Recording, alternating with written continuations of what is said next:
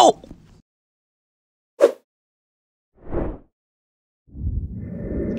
Okay, one of my I feel like we're close friends. Dr. Cate Shanahan, she came on the Fitness Confidential podcast really early on in the process.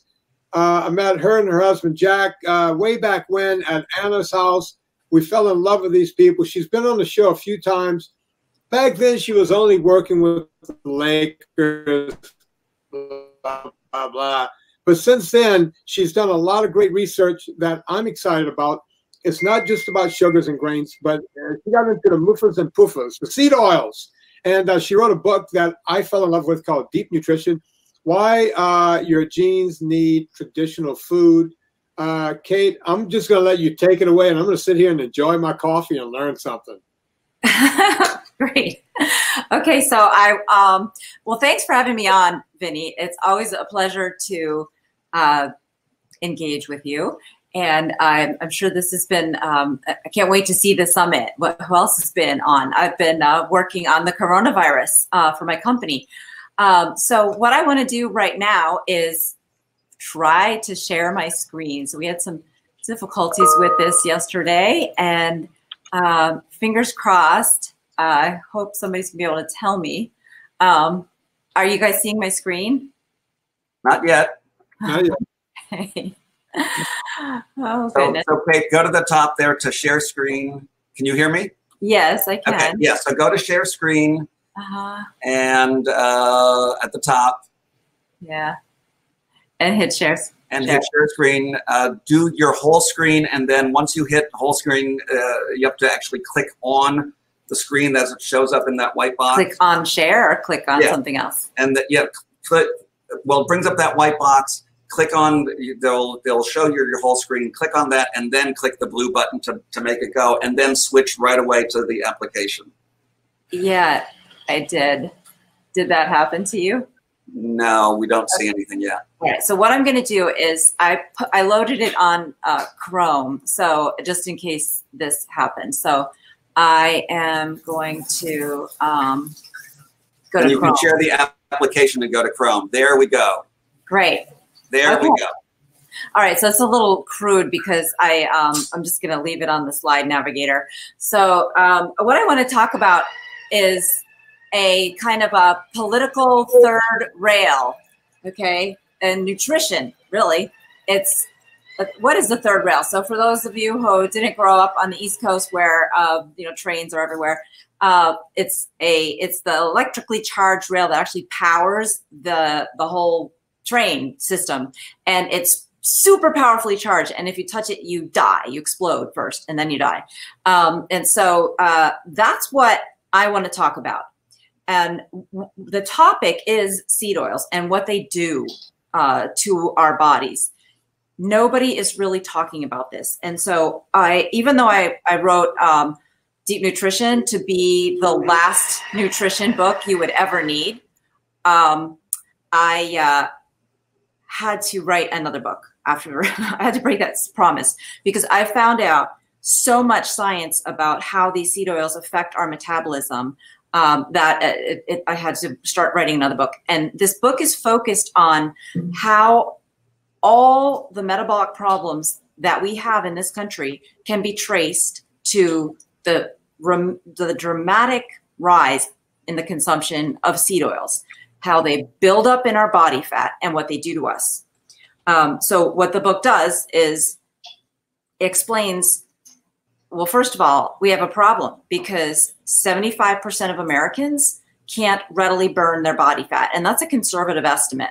So, some folks think it's more like the high 80s that have metabolic disease. And what all the metabolic diseases have in common, whether we're talking about diabetes or obesity or hypertension, fatty liver, they all boil down to the problem with not being able to burn your body fat for energy. And when you can't burn your body fat for energy, you get hungry. You get hungry between meals. And you snack very often, especially if you're working and there's food around, or if you need a break. The first thing you think of to do during a break for most people is go get a snack. unless you're a smoker, which is why smokers stay thin a lot longer. But now let's say you've gained weight and you want to lose weight. Well, you're hungry between meals. You've been hungry between meals. That's why you gained the weight. How are you going to cut calories without getting hungrier? You're already hungry, eating however many calories you've been eating. You can't cut your calories without getting hungrier unless you can burn your body fat. So that's why we need to, before I can help anybody, I really need them to read this whole book or else I have to sit down and explain things, with every single person individually. And because the book explains, and I explain in my practice now, how people can revive their ability to burn their body fat to get healthy. That's what you need to do to get healthy. Revive your ability to burn your body fat. And we talk about metabolic disease, a little bit sloppily, right? We don't really distinguish it very much from diabetes. And that's not the worst thing, because diabetes kind of is the granddaddy of metabolic disease. If you have diabetes, you also are at super high risk of stroke, heart attack, cancer, Alzheimer's disease, osteoporosis, fatty liver, heartburn, gallbladders, gout, and I could go on and on, right? Those are all metabolic diseases. But what I want people to understand is that even if you haven't been diagnosed with diabetes, even if you haven't been diagnosed with prediabetes either, which is the precursor to diabetes, chances are you're already somewhere on the diabetes spectrum, because there is a progression of metabolic damage that starts as soon as you can't burn your body fat as easily as you're supposed to between meals.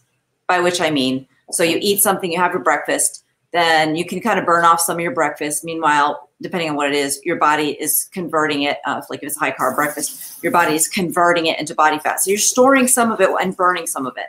And so very often, if you've had a very high glycemic index, very kind of refined breakfast, refined carb breakfast, like a Dunkin' Donuts and Dunkin' Donuts donut and Dunkin' Donuts coffee, you've put all that energy in storage in about 2-3 hours. So you're going to get hungry again. And so, of course, you're going to start thinking about food, and you're probably going to snack.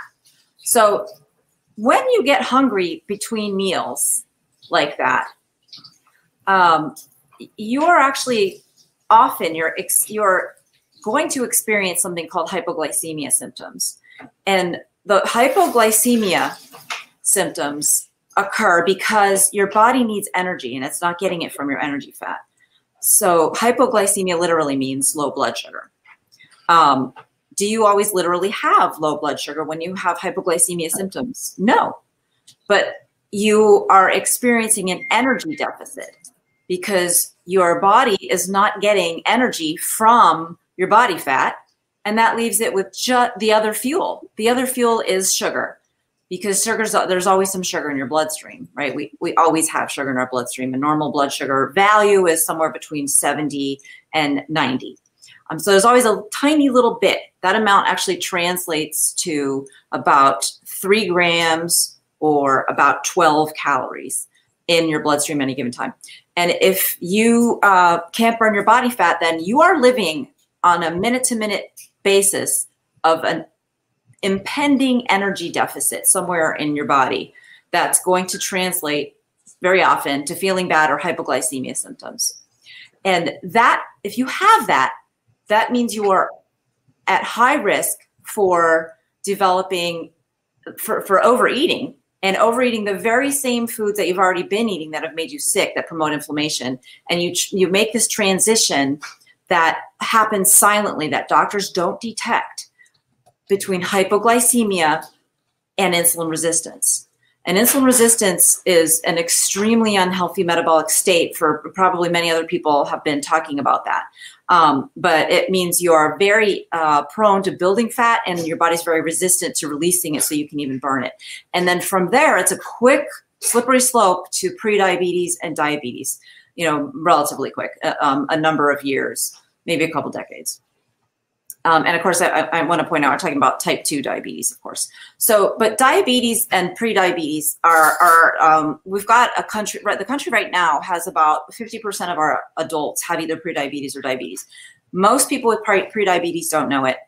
And if you dial back the spectrum a little bit to see, okay, insulin resistance, that's affecting an even huger portion of the population. And it's not diagnosed. And this is why most of us in this country have metabolic problems that we don't understand are related to our diet, and we don't understand what to do about them. And of course, it comes from the fact that, I'm sure other people have talked about this. The slide is a little bit wonky because it was translated from Keynote. We have about 25%. So these two colors are supposed to look like, I'm sorry, this color here is supposed to be 25%. This is 25% of our entire food budget is coming from animals. 12% is coming from plants. And the other 2/3 are coming from a combination of vegetable oil and refined grains and sugar. And this here, this vegetable oil, is the third rail of nutrition that nobody's talking about because it's just too important to our economy for anything to change. And we're locked in to this world where we're almost forced to eat vegetable oils. 80% of all of our fat calories now come from vegetable oils. And almost nobody is talking about this. Hopefully there are some other people on this event. So I think this image is something that we should all, we should put it on a t-shirt or something, because this pretty clearly makes the case that if you had to choose between what's worse, refined sugars and carbs or vegetable oils, I think the answer is here. I mean, I'm not saying carbs and sugar are good. They're highly addicting. We have to do something about, our addiction, and it's very difficult to do that. They're very difficult to stop, but they're impossible to stop when you can't burn your body fat. And this graph shows the correlation, a very obvious one, between the consumption of what I call the Hateful 8 seed oils, which are listed on my website. It includes soy, corn, canola, cottonseed, sunflower, safflower, rice bran, and grapeseed oil. This is how much we consumed in 1909, hardly any, about a pound. This is how much we're consuming today, a whole ton more, about 100 pounds per year. Let's compare that to carbs and sugar. So starting around 100 years ago, we were consuming somewhere about, 120 pounds per year. And it went down around World War II because everybody's eating less in general. And then it's come back up again. And yes, there's a qualitative difference between the refined carbs and sugar that we're eating now and the whole food sources of carbs and sugar that we were eating 100 years ago. Very, very, very important difference. But that is alone impossible. It seems, just looking at this number, not a clear correlation between the development of the metabolic diseases, prediabetes and diabetes. Type 2 diabetes did not exist. It wasn't defined until 1938. We had type 1 diabetes for, centuries, different disease. Type 2 diabetes wasn't tracked until 1960, so we really couldn't have good statistics on it. But it's, obviously there are a strong correlation there. And, of course, the medical establishment is blaming it on animal products and specifically saturated fat, which we are actually eating less of. So I went on Bill Maher a couple of weeks ago to talk about the fact that these seed oils are the underlying problem, underlying the underlying conditions that are making the coronavirus deadly. Because I said I would stake my reputation on the fact that if we took away seed oils 5 years ago, nobody under age 65 would have ended up in the intensive care unit or died from the coronavirus. And I challenged the country, the millions of people that were listening, to contact me if they knew anyone or they themselves had taken seed oils out of their diet 5 years previous and gotten really sick from the coronavirus. And nobody has responded since. Bill Maher's pretty savvy, whatever you think about his politics, he's pretty savvy about the nutritional end of it. He was really interested in the topic. And a couple weeks later, he had somebody else on. This is to continue the conversation, right?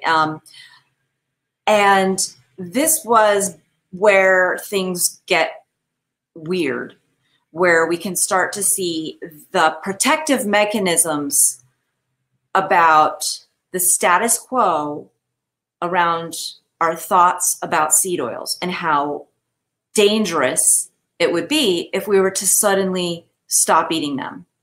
What happened was this doctor here is the dean of like the tough school of nutrition and metabolism. So one of the most well-credentialed people in the country to talk about metabolic disease. And he comes on the show and talks with Bill Maher about the fact that we have maybe 12% of the people in this country who are metabolically healthy. And he says, if we took our health more seriously, we wouldn't be overweight. And it's the overweight, the overeating that we're doing that's making us get sick from coronavirus. So he's saying, he's blaming the victims, right off the bat. We're not taking our health seriously. And then Bill, brings up, okay, why isn't the government saying anything? Why is this such a third rail? Why doesn't anybody talk about diet and nutrition? And I'm going to tell you the answer that Mozafarian didn't say. The true answer is that it's such a hot button topic that you have to be a figurehead to be trained in the proper way to deflect the conversation towards the status quo and away from the truth. So he does this very deftly, this doctor. He says, well, this is new science, nutrition. Nutrition is a brand new science. People were not feeding ourselves until 100 years ago, he says. We were worried about starvation and diseases of vitamin deficiencies. We purposefully built the modern food system to be full of starchy calories fortified with vitamins. And we just learned, he says, in the past 20 years, that approach doesn't work for obesity. Well, I guess it works for everything else, but that's the implication, right? Doesn't work for obesity. And what he says is that we should be more active, we should be trying to sleep, and we should be eating just a little healthier. And he said, as far as being able, why is it such a hot button topic? I don't know why. I can't read minds, right? That's a non-answer. He's deflecting the issue. And then he says the usual party line that all figureheads say, we need more research. We need more money for science and innovation, and we need more government coordination. That's the problem. We don't have enough government intervention in this. So Bill says, and this is why I say he's very savvy. Bill says, there's no money in healthy people. There's no money in dead people. There's money. The money's in chronically ill people who need drugs and constant health care. Is that correct? Of course it's correct. But again, this doctor says he doesn't answer that question. Yes or no, is that correct? Very clear question. He deflects it and he says, look, healthcare is expensive. It's responsible for 30% of our economy, and that's 6 times what it was in 1970. And he just changes the subject because he is a figurehead and his job is to maintain the status quo. How do I know that? I looked up what he promotes nutritionally. So that's on the next slide here. So, as the figurehead with the perfect credentials, right? He works at Tufts. He graduated from Harvard, and he's an MD cardiologist. Perfect. So he's got a Twitter feed, and they also have a lot of education on the website at this institution. And one of the repeating pieces of propaganda that they use over and over again, I've produced here. It's the 10 foods with life or death consequences. Some we have to eat more of. Those are on the left. Some we have to eat less of. I'm sorry, I got that backwards. The ones we have to eat less of are the usual suspects: salt and processed meat, bacon, obviously, and the obvious targets: sugar sweetened beverages, and of course the usual politically incorrect red meat. You got to eat less of that. But what does he say we need to eat more of? What is the solution to our metabolic problems and our obesity and the epidemic of diabetes and inflammatory diseases? At the very bottom here, he says eat more vegetable oil. We need to be eating more vegetable oil. than we already are. And just as a reminder, I kind of think we've got that part covered, eat more vegetable oil, because 1 pound in 1909, 100 pounds in 2020. That's 100 times more than we were. If we were, how much are we supposed to eat? It's already 80% of our fat calories. Should we literally just like have a cup of it for breakfast? I mean, how could we eat more? It's absurd. And I talk about in the Fat Burn Fix why these things are so problematic. And of course, I'm going to talk about it in a second. But here's where we are right now with nutrition. We're kind of like in the Truman Show. I hope some people in the audience are old enough to remember this movie. It's a great movie. Jim Carrey stars as the star of the Truman Show, and he lives this idyllic life in a wonderful little village. And he's fantastically entertaining. People love the show. And at some point, they're like the seamless perfection of the world starts to show cracks, and the main character, Truman, starts to wonder what's really going on. And he starts to wonder if there's more to the world than what he's seen, because he's living in this little mythology. And that's when it gets strange for him. He tries to rent a boat, but there aren't any boats. So finally he manages to get a boat. Long story short, there's a lot of barriers in the way, right? And as this movie reviewer says it, the movie reviewer puts it perfectly. He says, Truman must gradually realize the truth of his environment and try to escape from it. It's clever the way he's kept on his island by implanted traumas about travel and water.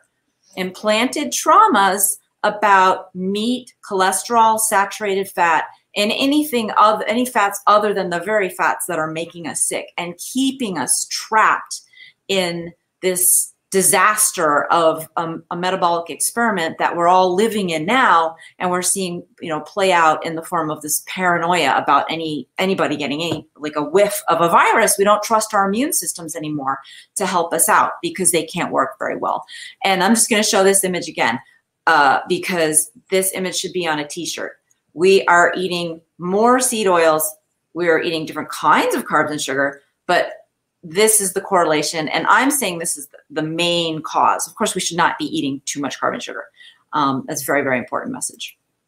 Okay, so here's where we get into a little bit of the science of why the seed oils are bad. We have to talk about mitochondria, which are these little organisms that our cells adopted something like 1.5 billion years ago. They've been living in harmony with more complicated organisms ever since. We now have masses of them in our muscle, in our brain, and they are where we burn calories. They are the things that are the reason we need to breathe. They are that's the place, the little chambers where we burn oxygen. We burn our food with oxygen, using the oxygen that our lungs deliver through our bloodstream to generate energy for our cells. That energy takes the form of ATP. So mitochondria give you energy. That's their job. They keep every single cell alive and functional. So what kinds of fuels are the best and the worst for our mitochondria? Well, there's probably other folks who've talked about ketones versus glucose, because we know that ketones, which come from your body when you are burning your body fat, they function 30% better as far as an energy source for your cells than sugar. But let's take a look now at the different kinds of fats and what are their effects.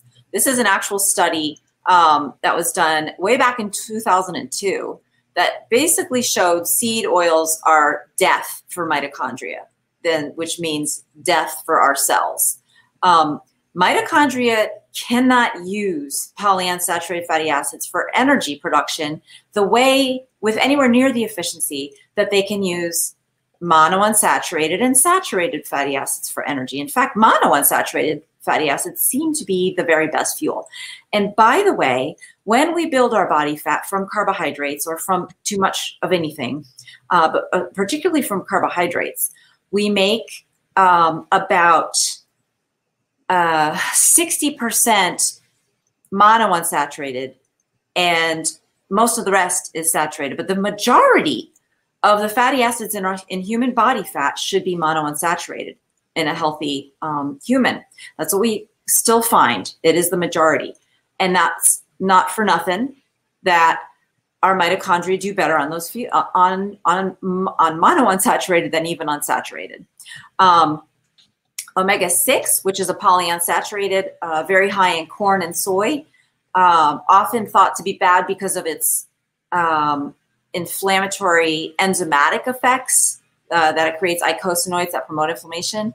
That's true, it does do that. But the real reason it's bad is because our mitochondria can't use it for energy. And just to make the point that it's the unsaturation that is the problem, the degree of unsaturation, which makes these things very unstable, very prone to reacting in an uncontrolled way with oxygen that's also in our body and in our mitochondria. Omega-3, which are supposed to be the anti-inflammatory precursors, they're even more unsaturated than omega-6. They are an even worse fuel because they're more unstable and they fly apart, they react with oxygen, and they do not allow the mitochondria to do its job, which is produce ATP. So that's what we're seeing here. This is the energy after 35 minutes of the experiment. They stop the experiment. And when you can see what happens within minutes of forcing mitochondria to burn omega-3, the energy levels just plummet to practically nothing. That would kill a cell. So if you've been eating seed oils and your body fat, I'm sorry, and your body fat, we're just going to do more than if you've been eating seed oils, these omega-6s and omega-3s have been building up in your body fat. When we're born, we have a healthy amount of omega-6 and omega-3 in our body fat. As we go through the normal American routine and eat the normal American diet, which is so high in seed oils, they build up in our body fat, and the concentration becomes so high that our body fat is eventually rendered inflammatory and ineffective as a cellular fuel. So this is where we get diabetes from. So just to kind of take a look at where are these unstable PUFAs coming from, these are the color that we want to look for is this blue and this yellow. These are the color of the unstable omega-3 and omega-6s. So we don't see hardly any of them in coconut oil, butter, beef tallow, palm oil, or lard. We see some of them in olive oil and peanut oil and canola oil. So canola oil has more than the other two, and a lot of omega-3, which is the most unstable. So canola oil is bad. It's on my bad list because these are the most unstable. These will not remain in any food after you've cooked with them. They're not there. They don't make it to your body. You don't get the benefit of that omega-3. And then these are the other vegetable oils I mentioned. So this is the composition, right? So we want this saturated and monounsaturated for cellular energy. These don't have enough. These have plenty. And I've got a lot more information about which ones are good and which ones are bad on my website. So I mentioned that it doesn't produce enough energy. But the other thing that it does is produce, instead of getting energy, you get free radical induced damage and inflammation. It's analogous to an old engine in a car where like it heats up, but it doesn't go as fast as it used to. That's what it's like when your poor cells are forced to burn these polyunsaturated fatty acids. So it's heating up, and unlike a car, which has no choice but to overheat, your cells have another option. If they sense that burning fat, that they know what they're importing, because they have transporters and they have enzymes that are upregulated or downregulated to burn more fat versus sugar.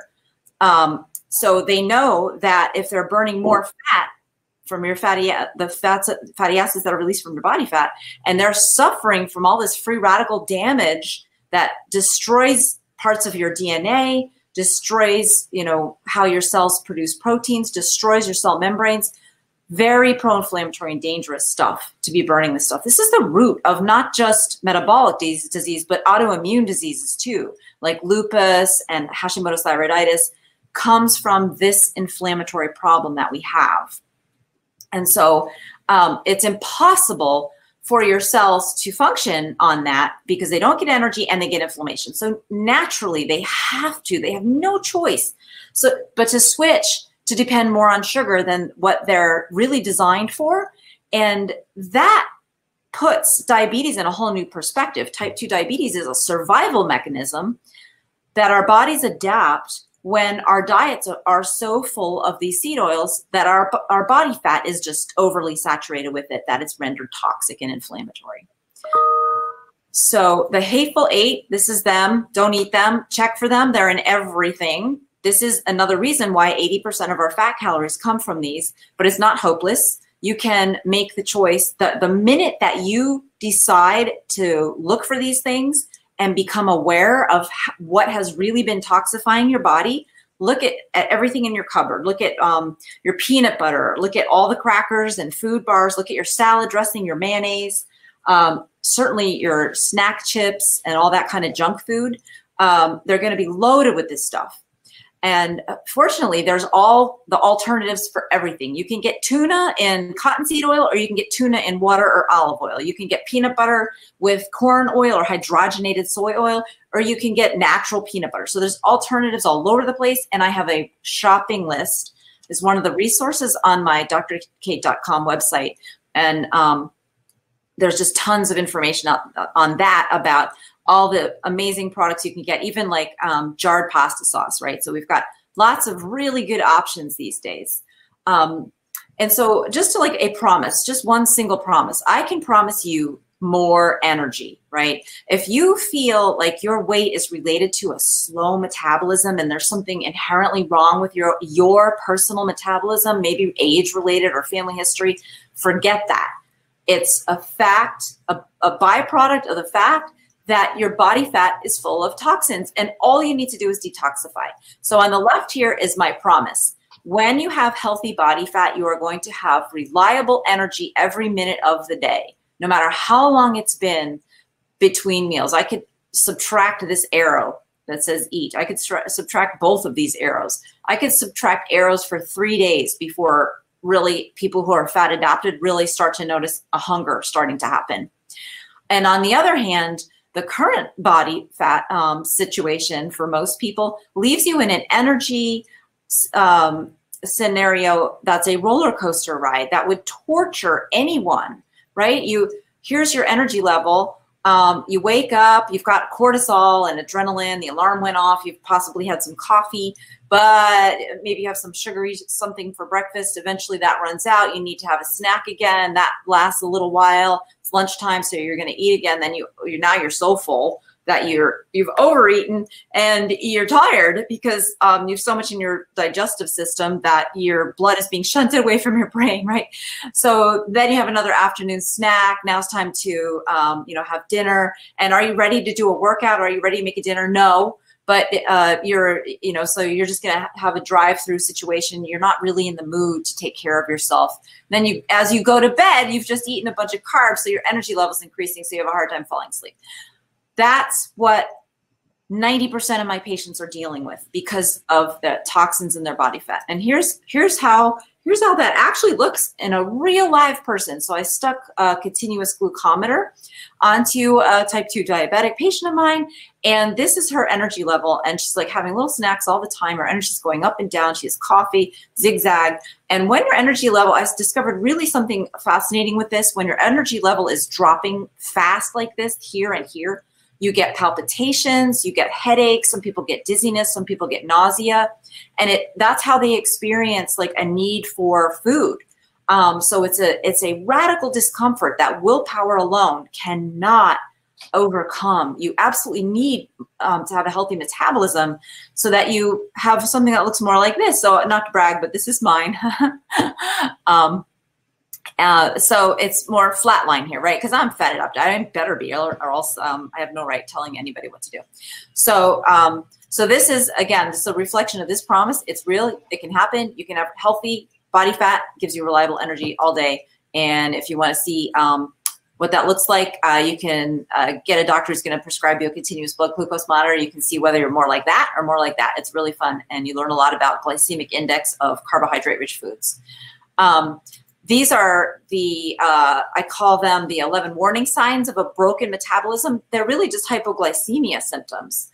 And you can have all of these symptoms, as I was saying, as your blood sugar levels are dropping, right? Like here where you have this kind of going down.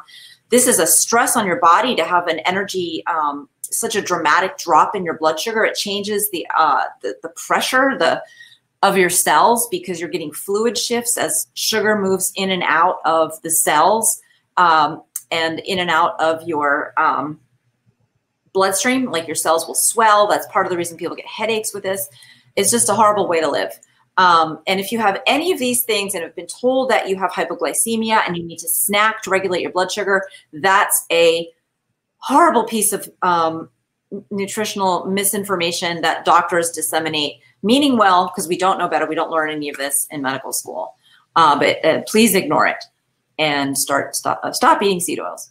So here's where we kind of, I want to dive back into the Truman Show analogy a little bit. The fact that everybody has really unhealthy body fat is great for business because for one thing, it keeps the doctors busy and the hospitals full. It also really helps sell a lot of drugs and snack food, right? So here's just a few examples, right? So you become sugar dependent for all the reasons that I've explained when your cells can't burn body fat. Your brain, your appetites are now metabolically addicted to sugar. So that's a problem for you, but the solution is more snack food variety. You're never going to get bored. There's always something laying around in the office or in the vending machine. Here's another problem, very common, overactive hunger. What's the solution? Well, do you want to spend, $3.99 and get a dainty little hamburger with a tiny little pack of fries? Personally, I don't, but I don't want that. And I don't want the supersized version either. But, that's what they do. They give you supersize. Look at all that food. You're going to feel great in a minute. You just need to scarf it down as fast as possible. Allergies, that's another result of the pro-inflammatory effects of these oils. And nasal steroids, and you can read the rest, right? Everything from asthma to diabetes itself and the diabetes drugs to heart attacks and strokes and the millions and billions of dollars that are in the cardiology, interventional cardiology and interventional neurology industry to treat those things. The billions of dollars in blockbuster acid reflux drugs and drugs like Viagra. By the way, erectile dysfunction is a blood flow problem, which relates to energy. You get your body fat working again, you get your body parts working again, and blood clots, which are serious, and we're seeing people get these and dying from them from the coronavirus. So healthy body fat gives you energy, solves all those problems. Toxic body fat can't give you energy, causes no energy, causes you to be hot. Actually, a lot of people feel physically hot all the time and causes inflammation all over your body. And I was on the Sugar Summit recently talking about the difference between, sugar's addicting, right? We all know sugar's addicting. But most people talk about it in terms of the sweetness, that rush of dopamine we get from the sugar sweetness sensation. But if we are metabolically addicted to sugar, as we are, there's no hope of addressing that other sugar addiction. You have to get the healthy fats in your body and stop eating the toxic ones to address that addiction. And the other thing that I've learned over the years is that not everybody is ready for the keto diet. Not everybody is ready to pull back so far on carbs that they can start to drop their insulin levels. Not everybody's even ready for intermittent fasting. If you're over 50, chances are you're metabolically so fragile that you can't cut carbs. And even though you will possibly lose a lot of weight, you might feel crappy on a keto diet or doing intermittent fasting. I've talked to so many patients that have told me this. And what I do for them is what they need to do is they need to start with baby steps and get some serious meal planning instructions on how to build a meal that's going to guarantee to last you all your energy all the way to the next meal. So we have to fix your hypoglycemia symptoms basically before you're ready to start burning fat. And that's the next phase. That's really what the keto diet is so great. It really helps you burn fat, but not everybody's ready for that. So I have a preparatory phase that is essential for people many people over age 50, not everybody, and not everybody under 50 can just jump into the keto diet either. So that's the end. And I'm sorry I went over a little bit because of my stupid keynote wasn't showing up. Sorry, Vinny. So I'm going to stop sharing, I think. And start answering questions. Hopefully we have some. I can't see anything. Where is everybody? Kate, I'm coming back in because I can see the questions because they all go to a special thing here. So Okay. if I can read you some of those questions, it might be easier. Thanks. Okay, so Helen wants to know if we have a buildup of toxic body fat, how can we get rid of it? Yes, that's a super key question. You will get rid of it the minute you stop eating seed oils. You start, your body starts releasing it. And the key here to keep your cells from experiencing too much damage is a age-old toxological solution known as dilution. So that's what the healthy fats are good for. And that's the healthy fats actually, you'll store those in your body fat too. And then the next time you release some of your body fat, you'll have some of the healthy fats in your bloodstream still from your last meal, and you'll be releasing a proportionately less of the toxic body fats. So if, say, the concentration in your bloodstream was 30%, well, then you can get it down to like 15%. And with the help of some supplements that help your antioxidant enzymes function better, you can deal more efficient. Your cells can handle the inflammation better too. So you start to feel better the very first day that you start using these healthy fats, because you will be detoxifying your body fat. That's a big, long program, though. It takes a while. Okay, we have another question here. There are a couple questions about nut oils, about peanut oil and walnut oil, and there was another one. Hazelnut oil, like artisan oil, nut oils brought in from France.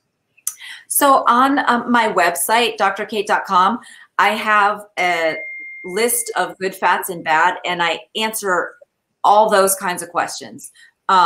So whether it's, soy lecithin or soybeans, or, you say that sunflower seed oil is a bad oil. What about sunflowers? I have all of those questions answered there. In a nutshell, no pun intended, the nut oils are healthy, but they have to be processed properly, and they have to be used properly. So what do I mean? So let's take an example of what's a great nut? Peanut oil. So peanut oil is, when it is unrefined, it has plenty of antioxidants in there so that you can cook it without experiencing so much damage to the oil that it becomes unhealthy. When it's unrefined, it's going to be flavorful. So if you've bought peanut oil that does not taste like peanuts, it's refined. And it's not good, but it's not bad either. It's just okay. So I have three categories: good, bad, and okay. And so walnut oil, again, has to be unrefined, has to be flavorful, but walnut oil is so high in PUFA that you should not cook with it. It's good for like salad dressing and like a finishing oil. Very important. Okay. We only have time for one more, and Caitlin would like to know about palm oil. She knows it's bad for the environment, but what about other health-wise? Yeah, so palm oil is horrible for the environment because they clear an acre of land and use it for a couple years, and then because this is happening in the rainforest, and they're just making money as fast as they can and not trying to fortify the soil, then they're just destroying the rainforest and depleting the soil of nutrients.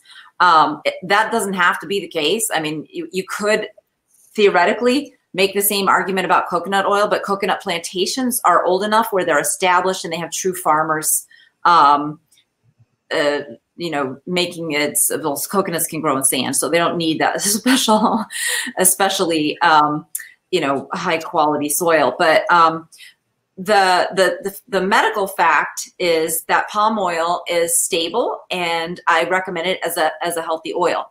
When we talk about environment, we're talking about politics, and that's a whole different deal. And we need to be asking our politicians those kinds of questions and holding them to their answers more than we do. All right, well, that is all the time we have. Thank you so much, Dr. Cate. That was incredible. I think a lot of great information. And as we've said, this will be available online very soon. And everybody come on back in just under 10 minutes now for Anna Vocino, and say thank you to Dr. Cate.